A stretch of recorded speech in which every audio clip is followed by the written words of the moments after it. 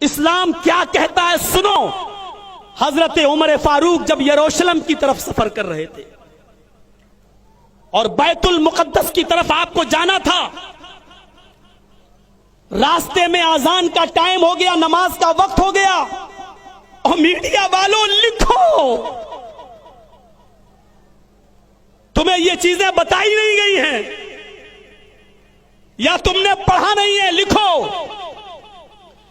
जैसी आजान की आवाज आती है, हय्या अलस सलाह हय्या अलल फलाह, उमर ही के एक आदमी ने आजान दी।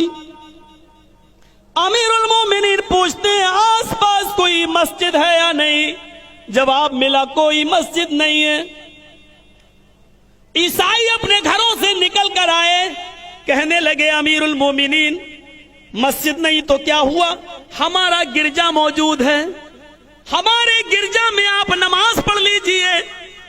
हमने उस गिरजा में जीसस की, ईसा मसीह की कोई मूर्ति नहीं लगाई है, आप कहें तो मैं उसको धुल देता हूं। अमीरुल मोमिनीन ने कहा धुल दो, गिरजा धुल दिया गया। अमीरुल मोमिनीन ने कहा चटाई बिछा दो, चटाई बिछा दी गई। अमीरुल मोमिनीन ने कहा मुसल्ला आगे, जो लेकर आए थे खजूर के पत्तों की चटाई, उसको आगे बिछा लिया।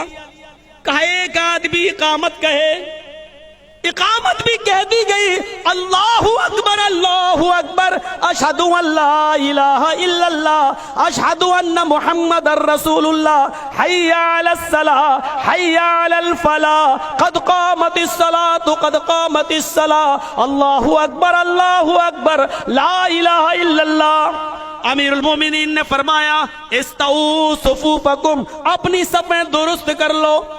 जैसे ही सफ़ें दुरुस्त हो गई, आपने किबले की तरफ मुंह कर लिया। किबले की तरफ मुंह करने के बाद अभी अल्लाहू अकबर नहीं कहा, फौरन कहा इस मुसलमानों, मेरे साथियों, ये चटाई उठा लो जो तुमने बिछाई है और गिरजे से बाहर निकलो।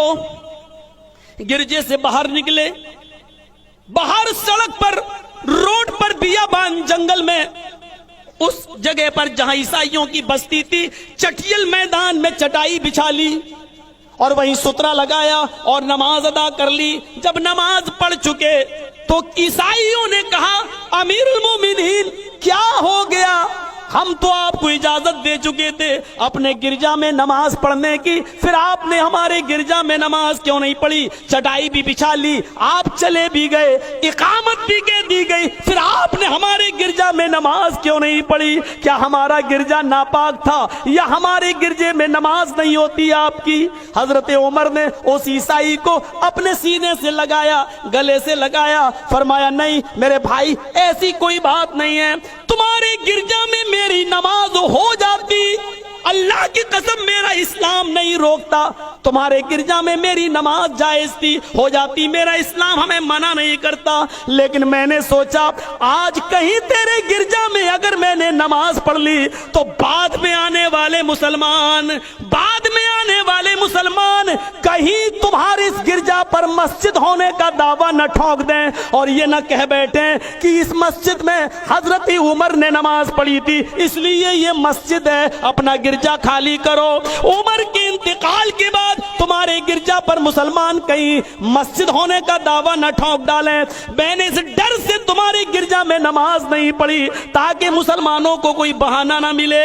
मेरे प्यारे साथियों, ये उस वक्त के हालात हैं जब हुकूमत और सल्तनत हमारे हाथ में थी और हम पावर में थे, इसके बावजूद हम इजाजत के बावजूद किसी की गिरजा में नमाज नहीं पढ़ा करते थे, इस डर से कि बाद में आने वाले लोग कहीं तुम्हारे इस गिरजा पर मस्जिद होने का दावा न ठोक दें। ये था हमारे हुक्मरानों का हाल। मेरे भाइयों, हमारे अमनो अमान को कलंकित मत करो। इस्लाम के मानने वाले हमेशा अमनो अमान के माहौल को कायम रखते हैं, अमनो अमान चाहते हैं और भारत में भी हम ये चाहते हैं कि अमनो अमान कायम रहे।